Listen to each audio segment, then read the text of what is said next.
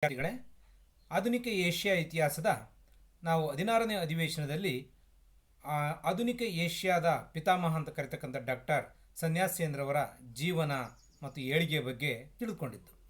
ಈ ಒಂದು ಅಧಿವೇಶನ 17ನೇ ಅಧಿವೇಶನದಲ್ಲಿ ನಾವು ಡಾಕ್ಟರ್ ಸನ್ಯಾಸಿಯನ್ ಇವರ 3 ಪೀಪಲ್ಸ್ ಪ್ರಿನ್ಸಿಪಲ್ಸ್ ಅಂದರೆ ಜನತೆಯ ತತ್ವಗಳನ್ನು ಕುರಿತು ನಾವು ಚರ್ಚಿಸೋಣ.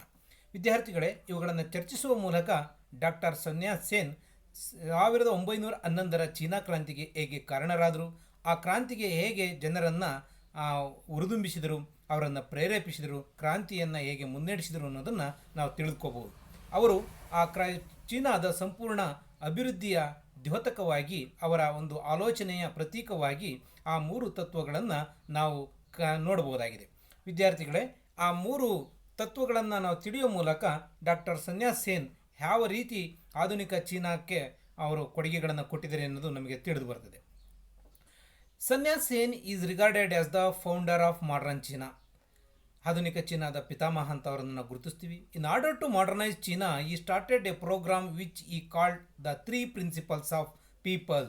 ಜನತೆಯ 3 ತತ್ವಗಳನ್ನು ಅವರು ಪ್ರತಿಪಾದಿಸ್ತಾರೆ. ಆ 3 ತತ್ವಗಳು ಒಂದು ರೀತಿ ಉಪದೇಶಗಳಂತಿದ್ದು, ಬೈಬಲ್ನ ಉಪದೇಶಗಳಂತಿದ್ದು.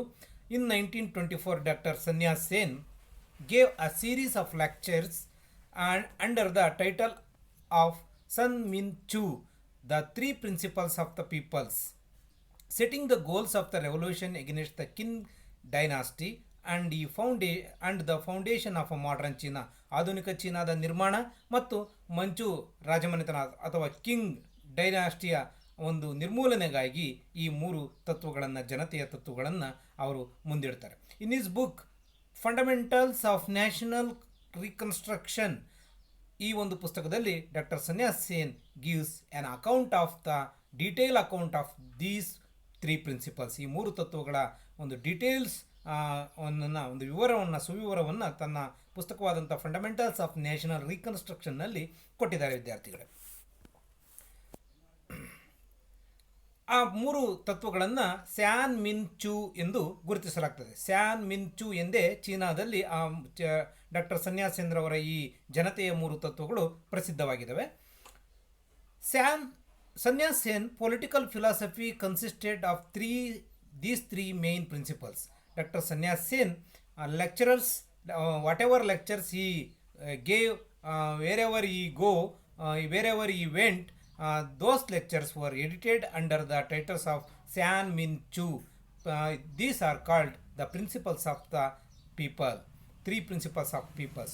They were Min Su, that means nationalism. Min Chuan, people's power or democracy. Min Sheng, people's livelihood or socialism. ಈ 3 ತತ್ವಗಳನ್ನು Minzu, Minquan, Minsheng or nationalism, democracy or socialism ಎಂಬ ಈ 3 ತತ್ವಗಳನ್ನು ನಾವು ಕಾಣ್ತೀವಿ. ವಿದ್ಯಾರ್ಥಿಗಳೇ, Minzu, the first principle of peoples of doctor Sun Yat sen proposed, that was nationalism. The principle of nationalism emphasized in the independence of China. ಸ್ವತಂತ್ರ ಚೀನಾದಲ್ಲಿ ಈ ಒಂದು ತತ್ವವನ್ನು ಅವರು ಪ್ರತಿಪಾದಿಸ್ತಾರೆ. ಚೀನಾ ಸ್ವತಂತ್ರ ಆಗಬೇಕು ಅಂದರೆ ಜನತೆಯಲ್ಲಿ ರಾಷ್ಟ್ರೀಯತೆ ಭಾವನೆ ಇರಬೇಕು. ಆ ರಾಷ್ಟ್ರೀಯತೆ ಭಾವನೆ ಮೂಡಿದಾಗ ನಾವು ಈ ದುರಾಡಳಿತದಿಂದ ಅಸಮರ್ಥವಾಗಿರ್ತಕ್ಕಂಥ ಕಿಂಗ್ ಡೈನಾಸ್ಟಿಯ ಮಂಚು ರಾಜಮನೆತನದ ಆಳ್ವಿಕೆಯಿಂದ ಮುಕ್ತರಾಗಿ ಗಣರಾಜ್ಯವನ್ನು ಸ್ಥಾಪನೆ ಮಾಡಬಹುದು ಅಂತ ಒಂದು ಅಭಿಲಾಷೆ, ಅಪೇಕ್ಷೆ ಅವರದಾಗಿತ್ತು, ಉದ್ದೇಶ ಅವರದಾಗಿತ್ತು. ಈ stress the need for a nationalist spirit in China and for a fight against foreign control. ಇದರಲ್ಲಿ ಈ ರಾಷ್ಟ್ರೀಯತೆ ಬರೀ ಮಂಚು ರಾಜಮನೆತನದ ಅಂತ್ಯ ಅಲ್ಲ, ವಿದೇಶಿಯರ ನಿಯಂತ್ರಣವನ್ನು ಕೂಡ ಅಂತ್ಯಗೊಳಿಸಬೇಕೆಂಬ ಉದ್ದೇಶದಿಂದ ಕೂಡಿದಂಥದ್ದು ಇದು ರಾಷ್ಟ್ರೀಯವಾದ, ಅಂದರೆ ರಾಷ್ಟ್ರದ ಬಗೆಗಿನ ಅಭಿಮಾನ, ರಾಷ್ಟ್ರದ ಬಗೆಗಿನ ಒಂದು ಒಲವು, ಪ್ರೀತಿಯಾಗಿದೆ. ಅಂದರೆ ತನ್ನ ದೇಶ ಪರಕೀಯರ ಆಳ್ವಿಕೆಯಿಂದ, ಪರಕೀಯರ ನಿಯಂತ್ರಣದಿಂದ ಮತ್ತು ದುರಾಡಳಿತದಿಂದ ವಿಮುಕ್ತಿಯನ್ನು ಪಡಿಬೇಕು, ಅಂದರೆ ಸ್ವಾತಂತ್ರ್ಯವನ್ನು ಪಡಿಬೇಕು ಅನ್ನತಕ್ಕಂಥ ಅಪೇಕ್ಷೆಯನ್ನು ವ್ಯಕ್ತಪಡಿಸುವ ಉದ್ದೇಶ ಹೊಂದಿತ್ತು. Nationalism in its original form meant only that Manchus an aligned dynasty, ಅದು ಶತ್ರು ಒಂದು ವಂಶ ಆಗಿತ್ತು, ಆಳ್ವಿಕೆಯ ರಾಜವಂಶ ಆಗಿತ್ತು. It should be ousted. The events since 1911, however, had demonstrated that this was not enough to make China a nation. ಬರೀ ರಾಜಮನೆತನವನ್ನು ಅಂತ್ಯಗೊಳಿಸಿದ್ರೆ ಅಷ್ಟಕ್ಕೆ China ಒಂದು ಆ ಪರಿಸ್ಥಿತಿನಲ್ಲಿ ಚೀನಾಕ್ಕೆ ಸಾಕಾಗ್ತಿರಲಿಲ್ಲ. ಅಷ್ಟೇ ಅಲ್ಲ, ವಿದೇಶಿಯರಿಂದಲೂ ಕೂಡ ಅದು ಮುಕ್ತ ಆಗಬೇಕಾಯಿತು. ತನ್ನ ಇಂಟಿಗ್ರಿಟಿಯನ್ನು, ತನ್ನ ಒಂದು ಸಾವರಿಂಟಿಯನ್ನು ಅದು ಪ್ರತಿಪಾದಿಸಬೇಕಾಯಿತು. China to reach decline due to the domination of Manchus rule. ಈ ಮಂಚು ಆಡಳಿತದ ಪ್ರಭಾವದಲ್ಲಿ ಚೀನಾ ದುರ್ಬಲವಾಗಿತ್ತು. National unity grows after the end of Manchu rule. ಮಂಚೂರ್ ಆಡಳಿತವನ್ನು ಕೊನೆಗೊಳಿಸಬೇಕು ಅಂದರೆ ಅದು ರಾಷ್ಟ್ರೀಯ ಏಕತೆಯಿಂದ ಸಾಧ್ಯ. ಅಂಥ ಏಕತೆಯನ್ನು ನಾವು ಸಾಧಿಸಬೇಕು ಅನ್ನೋದು ಅವರ ರಾಷ್ಟ್ರೀಯತೆಯ ತತ್ವದ ಪ್ರಮುಖ ಅಂಶ ಇತ್ತು. To resist the foreign powers positively we need to arouse the nationalism. ನಮ್ಮ ಜನತೆಯಲ್ಲಿ ಆ ರಾಷ್ಟ್ರೀಯತೆಯ ಭಾವನೆ ಬೆಳೆದರೆ ಸಹಜವಾಗಿ ನಾವು ಇಂಥ ಒಂದು ಆಡಳಿತದಿಂದ ವಿಮೋಚನೆಯನ್ನು ಪಡೆಯಬಹುದು. According to doctor Sun Yat Sen, a feeling of nationalism was nothing new in China. ಚೀನಾದಲ್ಲಿ ಅದೇನು ಹೊಸದಲ್ಲ. ಚೀನಿಯರು doctor Sun Yat Sen equates the principle of nationalism with the doctrine of state because China has been developing a single state out of a single race, unlike the western countries which have developed many states from one race and have included many nationalities with one state. ಅಲ್ಲಿ ಯುರೋಪಿನ ರಾಷ್ಟ್ರಗಳು ಒಂದೇ ಜನಾಂಗದವರಾಗಿದ್ದರೂ ಹಲವು ರಾಜ್ಯಗಳಾಗಿದ್ದಾವೆ. ಅಷ್ಟೇ ಅಲ್ಲ, ಹಲವು ರಾಜ್ಯಗಳಲ್ಲಿ ಹಲವು ಜನಾಂಗಗಳು ಇರತಕ್ಕಂಥ ಒಂದು ರಾಷ್ಟ್ರ, ವಿಶಿಷ್ಟವಾದ ರಾಷ್ಟ್ರಗಳು. ಆದರೆ ಚೀನಾ ಆಗಲ್ಲ, ಒಂದೇ ಜನಾಂಗವನ್ನು ಹೊಂದಿರತಕ್ಕಂತಹ ಒಂದು ದೇಶ ಆಗಿತ್ತು. It makes distinction, he makes a distinction between state and race. Race or nationality is developed through natural forces, common blood, livelihood, language and religion, and also customs and habits, while state is developed through force of arms. ಅಂಥ ಒಂದು ರಾಜ್ಯವನ್ನು ಕೆಲವೊಂದು ಸಂದರ್ಭದಲ್ಲಿ ಬಲಪ್ರಯೋಗದ ಮೂಲಕನೂ ಕೂಡ ಸ್ಥಾಪಿಸುವುದನ್ನು ಕೂಡ ನಾವು ಕಾಣ್ತೀವಿ ಅನ್ನೋದನ್ನು ಪ್ರತಿಪಾದಿಸ್ತಾರೆ. To review Chinese nationalism, we must start with the family, then group of the families into clans, and finally unite the clans into a solid state ಅಂತಕ್ಕಂಥದ್ದು ಅವರ ಪ್ರತಿಪಾದನೆ ಆಯಿತು. There is a need to promote nationalism in China today because of so much familial and clean ties that China is like a sheet of loose sand. ಒಂದು loose ಸ್ಯಾಂಡಿನ ರೀತಿಯಲ್ಲಿ ಇವತ್ತು ಸಡಿಲಾಗಿತ್ತು. ಅಂಥ ಒಂದು ಶ್ರೇಷ್ಠ ನಾಗರಿಕತೆಯನ್ನು ಹೊಂದಿರತಕ್ಕಂಥ ಚೀನಾ ಮಂಚುಗಳ ಆಡಳಿತದಲ್ಲಿ ಆ ರೀತಿ ದುರ್ಬಲ ಆಗಿ ವಿದೇಶಿಯರ ಕೈಗೊಂಬೆಯಾಗಿತ್ತು. Sun Yat Sen defines nationalism as that precious position which enables a state to aspire to progress and a nation to perpetuate its existence. China before it was subjugated by foreign powers had a very cultured people and was a very powerful state, and this nationalism was slowly evolving into cosmopolitanism. ಈ ಕಾಸ್ಮೋಪಾಲಿಟಿಯಾನಿಸಮ್ಗೆ ಒಳಗಾಗ್ಬಿಟ್ಟಿತ್ತು China. The people's principle of proposed by Dr. Sanyas Sen, Minchuan, that means people's power or democracy. The people of democracy, the principle of democracy can be understood from what Dr. Sanyas Sen writes in his book. All through my revolutionary career, I have held the view that China must be made a democratic nation. ಅವರು ತಮ್ಮೆಲ್ಲ ಬರಹದಲ್ಲಿ ಚೀನಾವನ್ನು ಒಂದು ಪ್ರಜಾಪ್ರಭುತ್ವ ರಾಷ್ಟ್ರವನ್ನಾಗಿ ನಿರ್ಮಿಸಬೇಕೆಂಬ ಅಪೇಕ್ಷೆಯನ್ನು ವ್ಯಕ್ತಪಡಿಸ್ತಾ ಇದ್ರು. He said China should adopted democracy we see the welfare of the people. ಜನತೆಯ ಕಲ್ಯಾಣವನ್ನು ನಾವು ಒಂದು ರಾಷ್ಟ್ರ ಸಾಧಿಸಬೇಕು ಅಂದರೆ ಅದಕ್ಕೆ ಪ್ರಮುಖವಾದಂಥ ಆಡಳಿತ ವ್ಯವಸ್ಥೆ ಅಂದರೆ ಅದು ಡೆಮಾಕ್ರಸಿ ಅನ್ನೋದು ಅವರ ಭಾವನೆಯಾಗಿತ್ತು. ಈ was so much inspired by the doctor Abraham Lincoln, the former president of United States of America. What he told about the democracy, his definition about the democracy of the people, by the people, for the people ಅಂತಕ್ಕಂಥದ್ರಿಂದ ಅವರು ಪ್ರಭಾವಿತರಾಗಿದ್ದರು. The power of control is political sovereignty. ಯಾವುದೇ ಒಂದು ದೇಶದಲ್ಲಿ ಒಂದು ಸಾವರಿಂಟಿ ಇರಬೇಕು ಅಂತಂದರೆ ಅದು ಜನತೆಯ ಕೈಲಿರಬೇಕು. ಆ ಒಂದು ಅಧಿಕಾರ, ಆ sovereignty. If a democracy government that should be people's democracy ಆಗಿರಬೇಕು, ಪೀಪಲ್ಸ್ ಗೌರ್ನಮೆಂಟ್ ಆಗಿರಬೇಕು ಅನ್ನೋದು ಅವರ ಭಾವನೆಯಾಗಿತ್ತು. Sanyas Sen defines people's sovereignty as the political power of the people, and political powers refers to the government, a thing of the people and by the people. It is control of the affairs of all the peoples. Where the people control the government, Sanyas Sen speak of the people's sovereignty. ಜನತೆ ಒಂದು ಸರ್ಕಾರವನ್ನು ನಿಯಂತ್ರಣದಲ್ಲಿ ಇಟ್ಕೊಂಡಿದ್ರೆ, ಯಾಕೆಂದರೆ ಅವರಿಂದಲೇ ಆಯ್ಕೆ ಆಗಬೇಕದು, ಅವರ ನಿಯಂತ್ರಣದಲ್ಲಿರಬೇಕು, ಅವರಿಗೆ accountability ಇರಬೇಕು ಆ ಗೌರ್ಮೆಂಟ್. ಅಂಥ ಸರ್ಕಾರದ ಇದ್ರೆ ಮಾತ್ರ ಆವಾಗ ನಾವು ಜನತೆಯ ಒಂದು ಸಾರ್ವಭೌಮತೆಯನ್ನು ಕಾಣ್ಬೋದಾಗುತ್ತೆ. Constitution must be adapted to ensure good government. ಉತ್ತಮ ಆಡಳಿತವನ್ನು ಜನತೆಗೆ ನಾವು ಆಶ್ವಾಸನೆ ಕೊಡಬೇಕು, ಖಾತ್ರಿಗೊಳಿಸಬೇಕು ಅಂದರೆ ಅದಕ್ಕೊಂದು ಸಂವಿಧಾನ ಬದ್ಧತೆ ಇರಬೇಕು, ಒಂದು ಸಂವಿಧಾನ ಇರಬೇಕು. Political power was to be through 5 branches: executive, legislative, judicial and examination and control. ನಾವ್ಯಾವಾಗಲೂ 3 ಒಂದು ಬ್ರಾಂಚಸ್ಗಳನ್ನು the 3 branches of government: executive, legislative and judiciary ಅಂತ ಹೇಳ್ತೀವಿ. ಅದ್ರ ಜೊತೆಗೆ ಎಕ್ಸಾಮಿನೇಷನ್ ಆ್ಯಂಡ್ ಕಂಟ್ರೋಲ್, ಈಗ 5 ಒಂದು ಶಾಖೆಗಳನ್ನು ಅವರು ಪ್ರತಿಪಾದಿಸ್ತಾರೆ.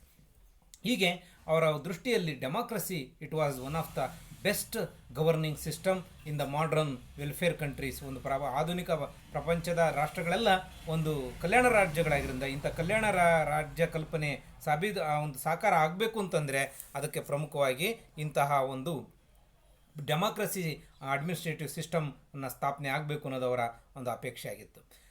The third people's principle of doctor Sun Yat sen was min sheng. That means people's livelihood are socialism. Socialism ಅಂದರೆ ಸಮಾಜವಾದ. ಅಂದರೆ ಸಮಾಜವಾದ ಅಂದರೆ ಸಮಾಜದಲ್ಲಿ ಎಲ್ಲರೂ ಸಮಾನರು. No one has the right to eat without doing work. ಅಂದರೆ ದುಡಿಯದೆ ತಿನ್ನುವಂಥ ಹಕ್ಕು ಯಾರಿಗೂ ಕೂಡ ಇಲ್ಲ. ಈ ಪ್ರಪಂಚದಲ್ಲಿರ್ತ ದೇಶದ ಆಸ್ತಿ ಪ್ರತಿಯೊಬ್ಬರಿಗೂ ಕೂಡ ಅದು ಸೇರಿದಂಥದ್ದು. ಇದರಲ್ಲಿ ಹ್ಯಾವ್ಸ್ ಆ್ಯಂಡ್ ಹ್ಯಾವ್ ನಾಟ್ಸ್ ಅನ್ನೋ ಪ್ರಶ್ನೆ ಬರೋದಿಲ್ಲ. ಇದು ದೇಶದ್ದಾಗಿದೆ. ದೇಶದಲ್ಲಿ ಇರ್ತಕ್ಕಂಥ ಎಲ್ಲರಿಗೂ ಕೂಡ ಆ ದೇಶದ ಒಂದಲ್ಲಿ ಸಮಾನವಾದಂಥ ಸಮಬಾಳು ಸಮಪಾಲು ಅಂತಕ್ಕಂಥದ್ದನ್ನು ಅವರು ಪ್ರತಿಪಾದಿಸ್ತಾರೆ.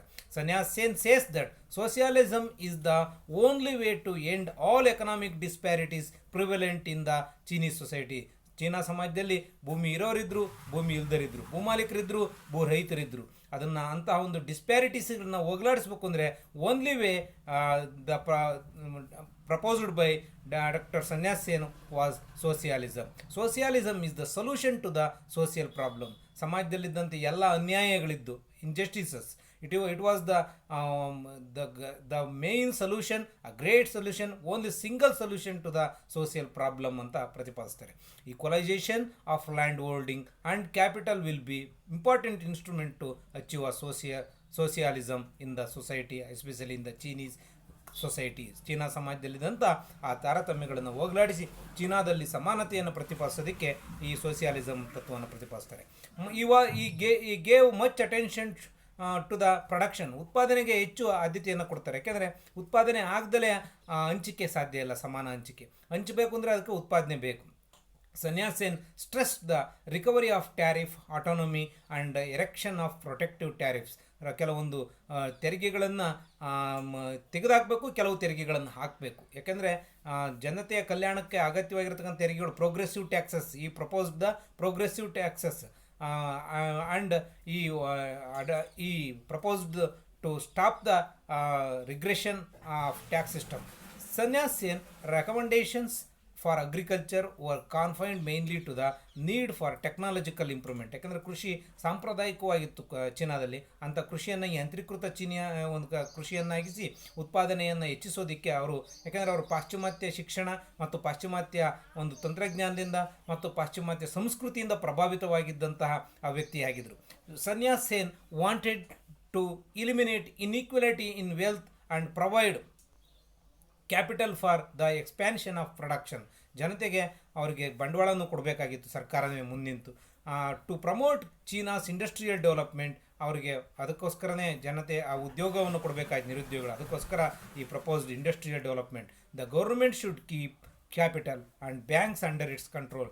ಯಾವುದೇ ಒಂದು ಗೌರ್ಮೆಂಟು ತನ್ನ ದೇಶದ ಬಂಡವಾಳ ಇರ್ಬೋದು, ಆ ದೇಶದ ಕೈಗಾರಿಕೆಗಳಿರ್ಬೋದು, ಬ್ಯಾಂಕ್ಗಳನ್ನು ತನ್ನ ನಿಯಂತ್ರಣದಲ್ಲಿ ಇಟ್ಕೋಬೇಕು ಅನ್ನೋದನ್ನು ಅವರು ಪ್ರತಿಪಾದಿಸ್ತಾರೆ. ಅಂತಿಮವಾಗಿ ಈ ಮೂರು ತತ್ವಗಳೇ ಈ ಮೂರು ತತ್ವಗಳನ್ನು ತಿಳಿದಂತಹ, ಅವುಗಳಿಂದ ಪ್ರಭಾವಿತರಾದಂತಹ ಚೀನಾದ ಜನ ಅವರ ನಾಯಕತ್ವವನ್ನು ಒಪ್ಪಿ ಅವರ ಕರೆಗೆ ಹೋಗೊಟ್ಟು 1911ರಲ್ಲಿ ಕ್ರಾಂತಿಯನ್ನು ನಡೆಸಿ ಯಶಸ್ವಿಯಾಗಿ ಮಂಚು ರಾಜಮನೆತನದ ಆಳ್ವಿಕೆಯ ಅಂತ್ಯಕ್ಕೆ ಕಾರಣ ಆಗ್ತಾರೆ ಅಂದರೆ ಅದಕ್ಕೆ ಆ ಮೂರು ತತ್ವಗಳಲ್ಲಿ ಇಟ್ಟಂಥ ವಿಶ್ವಾಸ.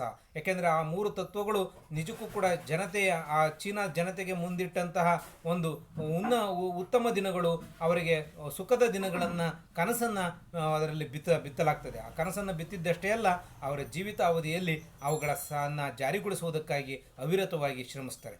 ಇದು doctor Sun Yat sen. These are the three important people's principles of doctor Sun Yat sen proposed. Sun Yat sen ಅವರು ಪ್ರತಿಪಾದಿಸಿದಂಥ ಮೂರು ಜನತೆಯ ತತ್ವಗಳಾಗಿದ್ದಾವೆ. ವಿದ್ಯಾರ್ಥಿಗಳೇ, ಮುಂದಿನ ಒಂದು ತರಗತಿಯಲ್ಲಿ ಚೀನಾದ ಗಣರಾಜ್ಯದ ಅಧ್ಯಕ್ಷರಾಗಿ ಸನ್ಯಾಸೇಂದ್ರ ಅವರು ಕೈಗೊಂಡಂತಹ ಒಂದು ಸಾಧನೆಯನ್ನು ಕಾರ್ಯಕ್ರಮಗಳನ್ನು ನಾವು ತಿಳಿದುಕೊಳ್ಳೋಣ.